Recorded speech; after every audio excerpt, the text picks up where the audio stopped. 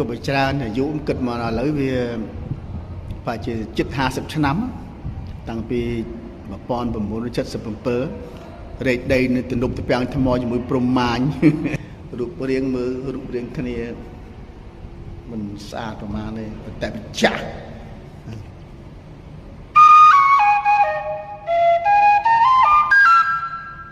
ក៏ច្រើនមនុស្សផ្លុំក៏ប្រចាស់75 76តែ